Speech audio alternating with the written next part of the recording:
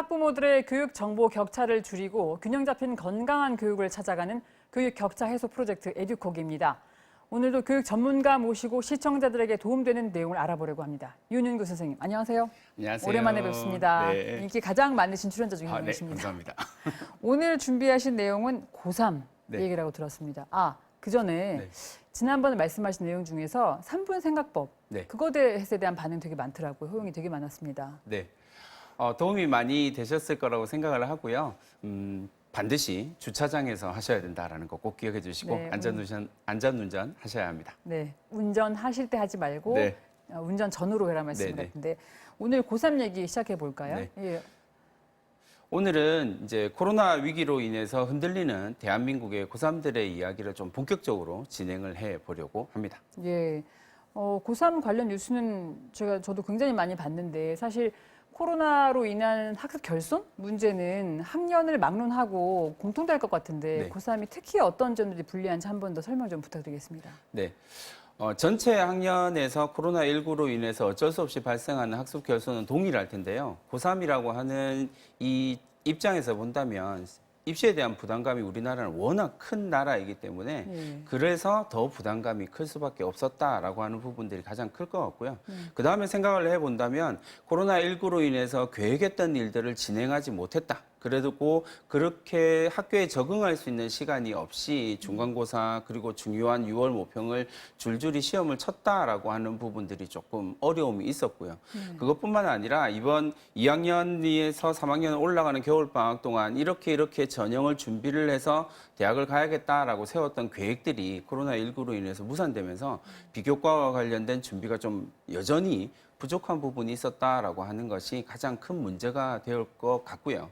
더불어서 더 큰 문제는 사실 또 남아 있기는 합니다. 네, 방금 말씀하신 내용들도 상당히 많이 속상하고 네네. 힘든 부분인 것 같은데 다른 내용이 또 있단 말씀이죠. 네네. 어떤 부분인가요? 올해 입시에서 가장 크게 문제가 될 것이다라고 예상되는 건 이제 재수생들의 숫자, 이른바 N수생이라고 이야기하는 N수생들의 비율이 크게 증가할 것으로 예상이 되고 있기 때문입니다. 예. 그러니까 전국적으로 봤을 때는 전년도를 기준으로 해서 정시에서 재수생의 비율이 28%였는데 올해는 처음으로 30%를 넘을 것으로 예상을 하고 있거든요. 예.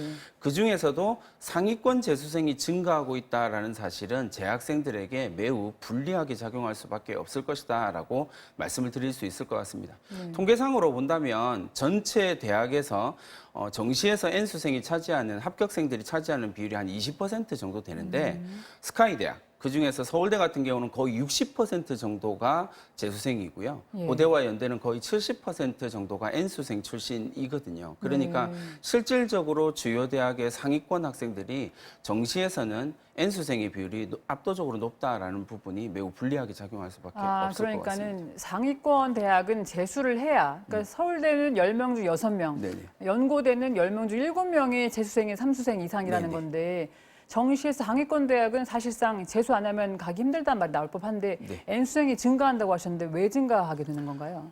이제 크게 몇 가지 이유를 말씀을 드릴 수 있는데 가장 큰 이유는 올해부터 서울의 주요 대학의 정시의 비중이 크게 증가했다라고 하는 부분이 가장 크게 자리를 잡을 것 같고요. 네. 두 번째로 생각해 볼 수 있는 건 이제 코로나19 때문에 대학생들이 이제 흔히 사이버 대학생이다라고 이야기를 하거든요. 그러니까 자기 스스로 그렇게 이야기를 하면서 대학의 어떤 애정이라든지 자기가 다니고 있는 대학에 대한 소속감이 전년도에 비해서 현저히 줄어들게 돼요. 네. 그러다 보니까 내가 지금보다 조금 더 나은 대학을 진학할 수 있지 않을까라고 하는 생각을 하게 될 거고요. 그래서 이제 반수생이 크게 증가할 것이다라고 예상이 되고 있습니다. 그렇죠. 대학을 들어가서 선후배들이랑 어깨동무도 하고, 맞습니다. 예, 뭐 MT도 한번 가지고, 네네. 그래야 이과가 내과구나 할 텐데 지금 정이 안 들어가지고 다른 학교를 한번 가볼까 그런 생각을 하게 된다는 말씀 네네. 같은데 고3 이야기 좀 안타깝긴 한데요.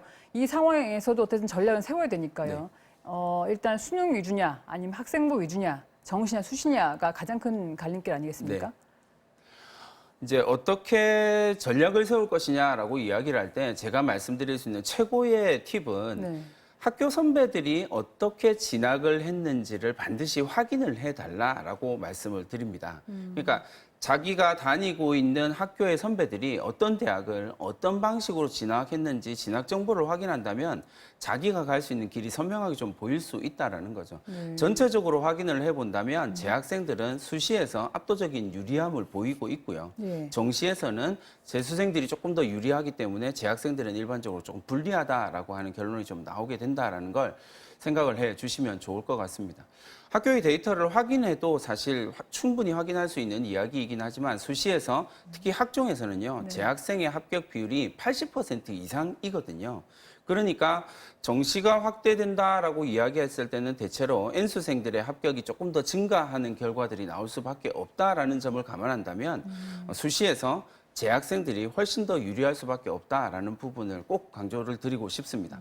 수능이 가까워 올수록 재학생과 N수생들의 성적 격차가 조금 더 나는 편이거든요. 네. 6월, 9월 수능을 거치면서 재학생들의 전체적인 평균은 떨어지고 재수생들의 전체적인 평균은 올라가기 때문에 지금 학생들이 가장 많이 하는 이제 모든 게 안 되고 저는 정시로 갈 겁니다. 정시에 올인할 겁니다라고 하는 부분들에 대해서는 조금 더 심각한 고민이 필요해 보입니다. 예, 한마디로 재수생이 훨씬 더 N수생이 정시에 유리한 상황이 되다 보니까 어쨌든 고3 학생들은 일단 수시를 눈여겨봐야 된다는 말씀인 것 맞습니다. 같은데요.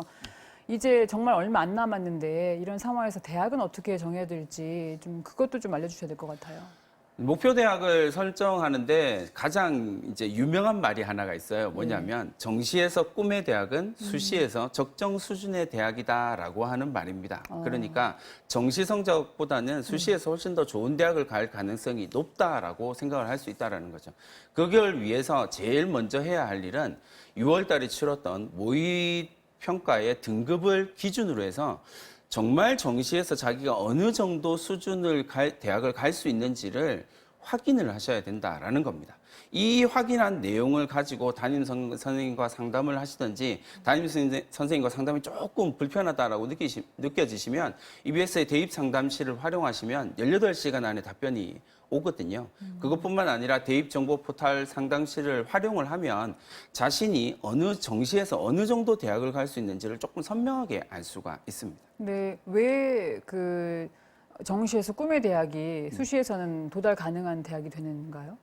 이제 정시에서는 아무래도 성적 중심이긴 한데 수시의 경우에는 그 수시 내신 성적이나 모의고사 성적을 뛰어넘을 수 있는 전형 자체가 존재하기 때문에 좀 그런 부분이 있습니다. 그렇군요. 어쨌든 아까 말씀하셨던 그 정시로는 적어도 이 대학은 갈 수 있겠다라는 네. 예측을 해주고 그걸 바탕으로 해서 여러 상담 과정을 거쳐서 수시에서는 한 단계 높게 바라봐라 그런 네. 말씀인 거군요. 네. 일반적으로 이제 그렇게 전략을 짜도록 되어 있죠. 네, 오늘 또 준비했던 내용을 다 못하고 이렇게 마무리를 하게 되었습니다.